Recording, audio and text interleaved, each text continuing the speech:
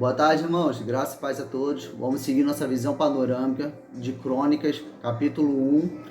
E antes de iniciarmos o capítulo 1, eu quero aqui rapidinho fazer um contexto histórico do que está acontecendo.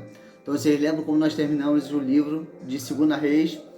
O rei Nabucodonosor do norte veio e levou Judá para cativeiro.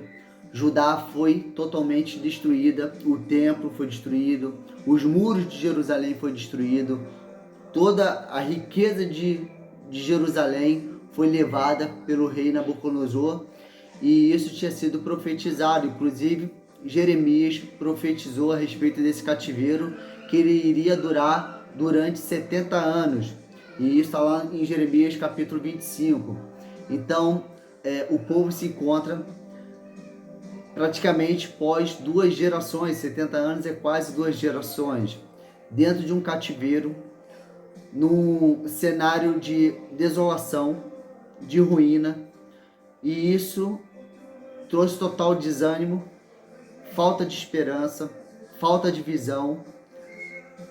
O povo está vivendo sem propósito, e Esdras, que era um escriba, ou seja, um mestre da lei, um sacerdote, ele foi enviado pelo rei pós o cativeiro babilônico para restaurar Jerusalém, principalmente ali uma restauração política para o rei.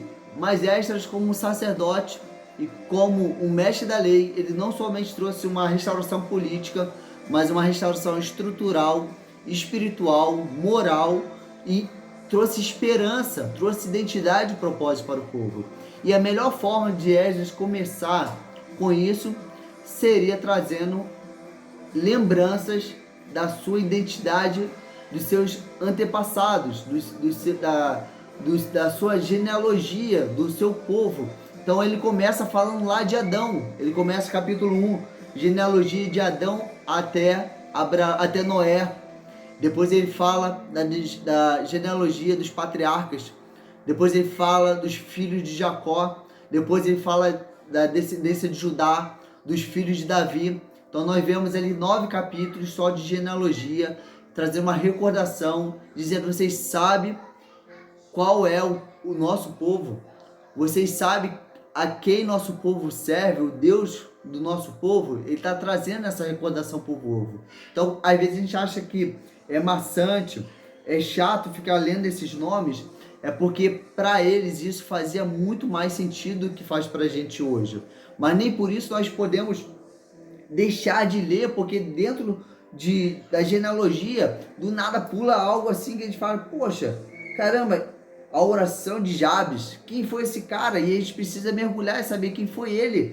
Pô, a tribo de Isacar, os filhos de Isacar, quem foi esses cara, velho? Que fala aqui a respeito dos valentes de Davi. A gente precisa mergulhar nesses caras. E logo no capítulo 1, quando começa a ler a genealogia, e fala ali de a genealogia de Adão a Noé, me lembro que de Noé descendo da arca, plantando uma vinha, seu filho Cão, desonrando ele, contando para os irmãos que seu pai está pelado, em vez de cobrir seu pai a nudez.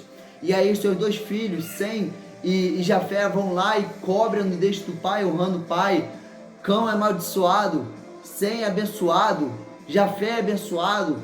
Da descendência de Sem, quem vem? O patriarca Abraão. E da descendência de Sem, do patriarca Abraão, quem vem? A linhagem messiânica, que vai vir o nosso Messias, Jesus Cristo. Então isso é lindo de se ver. E aí no capítulo 2, então, nós temos ali as 12 tribos, 12 filhos de Jacó, os descendentes de Judá. E é interessante que dentro dos descendentes de Judá, Jessé, pai de Davi, é da descendência de Judá, Davi é de Judá. E ali ele conta a linhagem de Jessé, né? Conta a respeito dos filhos de Jessé.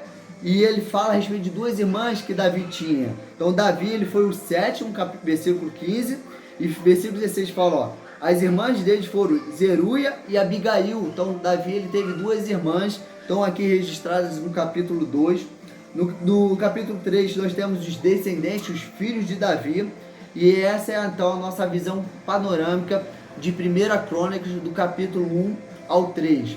E lembrando, então, que a importância de tanta genealogia é porque o povo está sem esperança e sem identidade e eles precisam saber quem eles são. Então não pule, irmãos, não pule a genealogia, porque tem, como a gente aprende no CPP, lá no curso de preparação profética, no meio de tanta genealogia, de nomes ali que a gente não faz nem sentido pra gente, tem pérolas e a gente precisa captar essas pérolas, não deixar elas passarem por direto. Beleza? Então, se vocês quiserem, Jeremias 25, do versículo 1 ao 11, vocês podem ler, fala sobre a profecia do cativeiro e que esse cativeiro iria durar 70 anos.